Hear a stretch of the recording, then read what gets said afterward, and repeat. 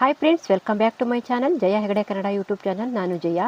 Friends, ತೆಂಗಿನ ಸಿಪ್ಪೆ ಸುಮಾರು ಎಲ್ಲರ ಮನೆಗಳಲ್ಲೂ ಒಂದಲ್ಲ ಒಂದು ತೆಂಗಿನ ಮರ ಆದರೂ ಇರುತ್ತೆ. ಅದರ ಸಿಪ್ಪೆನ ನಾವು ಎಸಿತೀವಿ, ಇಲ್ಲ ನಾವು ಹಳ್ಳಿಗಳಲ್ಲಾದರೆ ಅದನ್ನು ಸುಡ್ತೀವಿ, ಅಂದರೆ ನೀರು ಕಾಯಿಸ್ಲಿಕ್ಕೆಲ್ಲ ಬಳಸ್ತೀವಿ.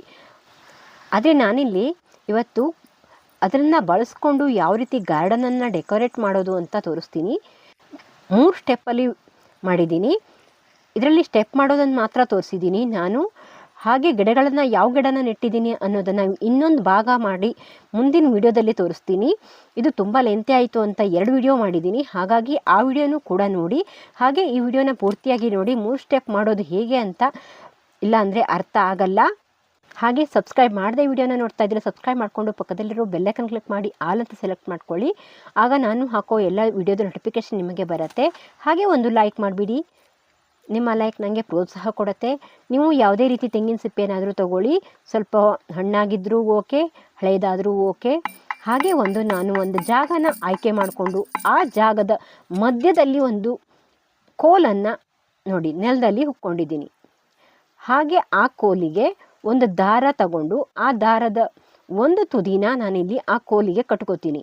ಅಂದರೆ ನಾನಿಲ್ಲಿ ಮಾರ್ಕನ್ನು ಮಾಡ್ಕೋಬೇಕು. ಇದು ಒಂದು ರೌಂಡ್ ಆಕಾರದಲ್ಲಿ ಬರಬೇಕು. ಹಾಗಾಗಿ ಆ ದಾರ ಕಟ್ಕೊಂಡು ಆ ದಾರದ ಇನ್ನೊಂದು ತುದಿಯಲ್ಲಿ ನಾನು ಒಂದು ಕೋಲು ಅಥವಾ ಮೊಳೆ ಏನಾದರೂ ತಗೊಂಡು ಮಾರ್ಕ್ ಮಾಡಲಿಕ್ಕೆ ಚೆನ್ನಾಗಿ ಬರುತ್ತೆ ಅಂತ ಈ ರೀತಿ ಮಾಡ್ಕೊಂಡಿದ್ದೀನಿ ನಾನು.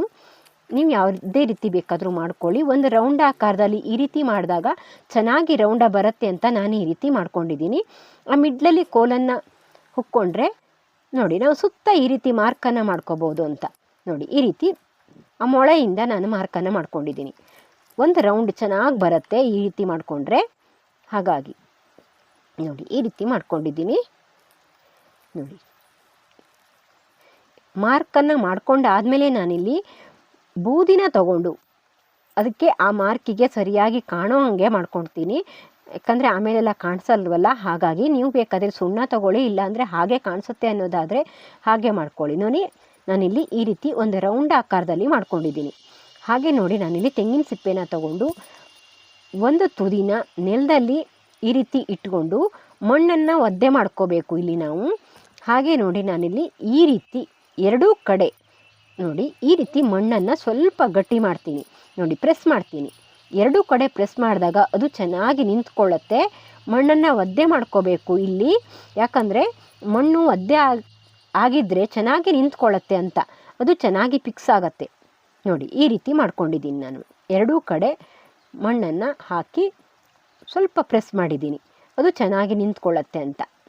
ಬೇಕಾದರೆ ಹಿಂದ್ಗಡೆ ಕೂಡ ನೀವು ಇಲ್ಲಿ ತೆಂಗಿನ ಸಿಪ್ಪೆನ ಇಡ್ಬೋದು. ನಾನು ಒಂದೊಂದು ಕಡೆ ಇಟ್ಟಿದ್ದೀನಿ, ಒಂದೊಂದು ಕಡೆ ಇಟ್ಟಿಲ್ಲ. ನೋಡಿ ಮತ್ತೆ ತೋರಿಸ್ತೀನಿ ನೋಡಿ. ಈ ರೀತಿ ನಿಲ್ಲಿಸ್ಕೊಂಡು ನೋಡಿ ಎರಡೂ ಕಡೆ ಮಣ್ಣನ್ನು ಹಾಕ್ಕೋಬೇಕು. ಒಂದು ಕಡೆ ಮೊದಲು ಹಾಕ್ಕೊಳ್ಳಿ, ಆಮೇಲೆ ಈ ಕಡೆನೂ ಹಾಕ್ಕೊಂಡು ಚೆನ್ನಾಗಿ ಪ್ರೆಸ್ ಮಾಡಿ. ನಾವು ಕೆಳಗಡೆ ಮಾತ್ರ ಮಣ್ಣನ್ನು ಹಾಕ್ಕೊಂಡ್ರೆ ಸಾಕಾಗತ್ತೆ, ಮೇಲ್ವರೆಗೂ ನಾವು ಮಣ್ಣನ್ನು ಹಾಕೋ ಅವಶ್ಯಕತೆ ಇರಲ್ಲ ಇಲ್ಲಿ. ನೋಡಿ ಈ ರೀತಿ ನಿಲ್ಲಿಸ್ತಾ ಒಂದು ರೌಂಡನ್ನು ಪೂರ್ತಿ ಮಾಡ್ಕೋತೀನಿ. ಆ ತೆಂಗಿನ ಸಿಪ್ಪೆ ನಾವು ಒಂದೇ ಮುಖವಾಗಿ ಬರಬೇಕು. ಅಂದರೆ ನಾವು ಕೆಳಗಡೆ ಮೂತಿ ಮಾಡಿಕೊಂಡ್ರೆ ಮೇಲ್ಗಡೆ ನೋಡಿ ಈ ರೀತಿ ಒಂದೇ ಥರ ಬರೋ ಹಾಗೆ ನಾವಿಲ್ಲಿ ಮಾಡಿಕೊಂಡ್ರೆ ತುಂಬ ಚೆನ್ನಾಗಿ ಬರುತ್ತೆ. ನೋಡಿ ನಾನಿಲ್ಲಿ ಒಂದು ಸ್ಟೆಪ್ಪು ಪೂರ್ಣ ಆಗಿದೆ. ಇದಕ್ಕೆ ಮಣ್ಣನ್ನು ಫಿಲ್ ಮಾಡ್ಕೋತೀನಿ. ನೋಡಿ ನಾನು ಗಿಡ ನೆಡೋ ಭಾಗದಲ್ಲಿ ಪಾಟಿ ಮಿಕ್ಸ್ನ ಹಾಕ್ತೀನಿ. ಹಾಗೆ ಮಧ್ಯದಲ್ಲಿ ಮಿಡ್ಲಲ್ಲಿ ಮಾತ್ರ ಮಣ್ಣನ್ನು ಹಾಕ್ಕೋತೀನಿ. ನೋಡಿ ಇಲ್ಲಿ ಹಿಂದ್ಗಡೆ ಕೂಡ ಸ್ವಲ್ಪ ಮಣ್ಣನ್ನು ಹಾಕಿಬಿಡ್ತೀನಿ, ಯಾಕಂದರೆ ಆಮೇಲೆ ಬಿದ್ದು ಹೋಗಬಾರ್ದು ಅಂತ. ಸ್ವಲ್ಪ ಹಿಂದ್ಗಡೆ ಸ್ವಲ್ಪ ಮೇಲ್ವರೆಗೂ ಮಣ್ಣನ್ನು ಹಾಕ್ಬೋದು.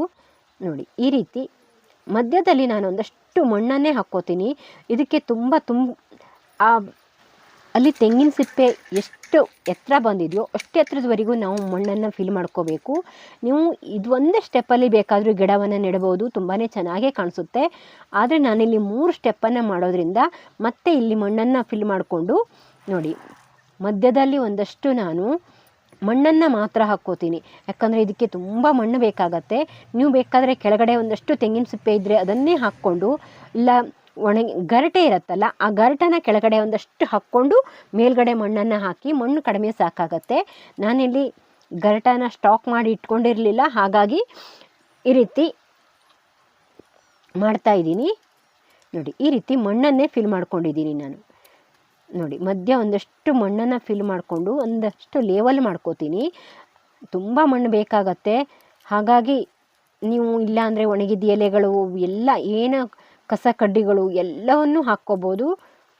ಇಲ್ಲಿ ಬೇಕಾದರೆ ನೀವು ನೋಡಿ ಈ ರೀತಿ ನಾನು ಫಿಲ್ ಮಾಡ್ಕೊಂಡಿದ್ದೀನಿ. ನೋಡಿ ಮಧ್ಯ ಮಾತ್ರ ಮಣ್ಣನ್ನು ಹಾಕ್ಕೊಂಡಿದ್ದೀನಿ. ಹಾಗೆ ಇಲ್ಲಿ ನಾನು ಗಿಡ ನೆಡ್ತೀನಲ್ಲ ಆ ಜಾಗದಲ್ಲಿ ಒಂದಷ್ಟು ಪಾಟಿಂಗ್ ಮಿಕ್ಸ್ನೇ ಹಾಕ್ತೀನಿ. ಪಾಟಿಂಗ್ ಮಿಕ್ಸ್ ನೀವು ಯಾವುದೇ ರೀತಿ ಬೇಕಾದರೂ ತೊಗೊಳ್ಳಿ. ನೀವು ಯಾವ ಗಿಡ ನೆಡ್ತೀರಾ ಅನ್ನೋದ್ರ ಮೇಲೆ ನೀವು ಪಾಟಿಂಗ್ ಮಿಕ್ಸ್ನ ತೊಗೋಬೇಕಾಗತ್ತೆ. ನಾನಿಲ್ಲಿ ಪರ್ಮನೆಂಟ್ ಆಗಿರುವಂಥ ಶೋ ಪ್ಲ್ಯಾಂಟನ್ನು ಹಾಕೋದ್ರಿಂದ ಒಂದಷ್ಟು ಪಾಟಿಂಗ್ ಮಿಕ್ಸ್ನ ಅದೇ ರೀತಿ ರೆಡಿ ಮಾಡ್ಕೊಂಡಿದ್ದೀನಿ. ಇದಕ್ಕೆ ನೀವು ಬೇಕಾದರೆ ಕೋಕೋಪಿಟನ್ನು ಕೂಡ ಮಿಕ್ಸ್ ಮಾಡ್ಕೋಬೋದು.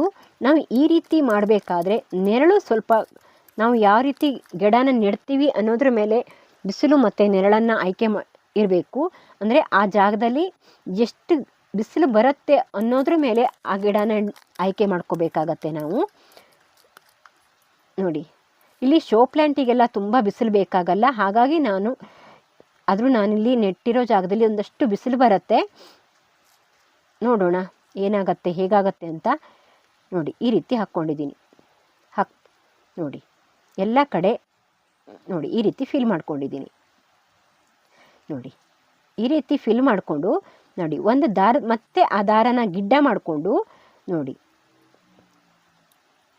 ಮತ್ತೆ ಅದನ್ನು ನಾನು ಮಾರ್ಕನ್ನು ಮಾಡ್ಕೋತೀನಿ. ನೋಡಿ ಇಷ್ಟು ಉದ್ದ ಬಂದರೆ ಸಾಕು. ಹಾಗಾಗಿ ಅಲ್ಲಿ ಗಿಡ ನೆಡುವಂಥ ಜಾಗ ಮಾತ್ರ ಬಿಟ್ಟು ಮತ್ತೆ ನಾನು ಮಾರ್ಕನ್ನು ಮಾಡ್ಕೋತೀನಿ.